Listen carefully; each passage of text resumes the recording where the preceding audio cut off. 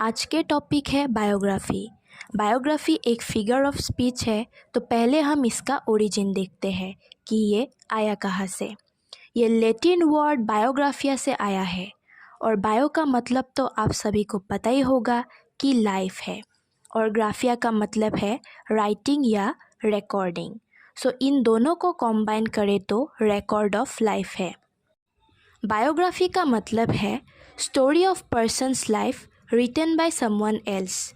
इसको जो जिसके बारे में लिखी जा रही है वो बंदा खुद नहीं लिखता बल्कि कोई और लिखता है।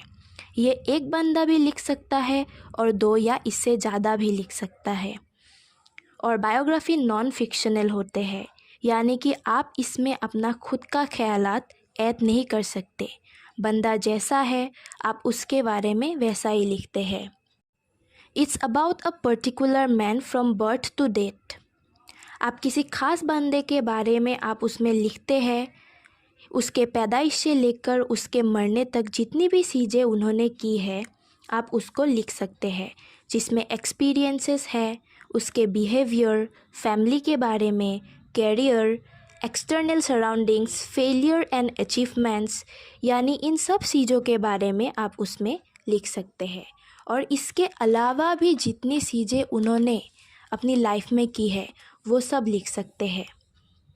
इसको सेकंड हैंड एक्सपीरियंस कहते हैं, यानी जो इंसान है वो खुद नहीं लिख रहा होता बल्कि कोई और लिख रहा होता है। इसको सेकंड हैंड एक्सपीरियंस कहते हैं। Biography according to John Dryden, the history of particular man lives, यानी खास लोगों की ज़िंदगी के बारे में लिखना को ही बायोग्राफी कहते हैं। बायोग्राफी के एक एग्जाम्पल है the life of Samuel Johnson.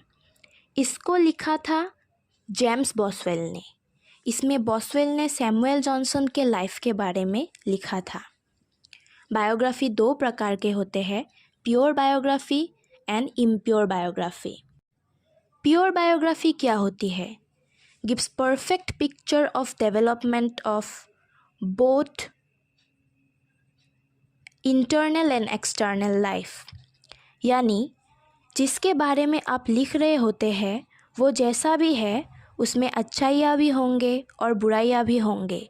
आप सारा कुछ उसके बारे में लिख रहे होते हैं। इसको प्योर बायोग्राफी कहते हैं।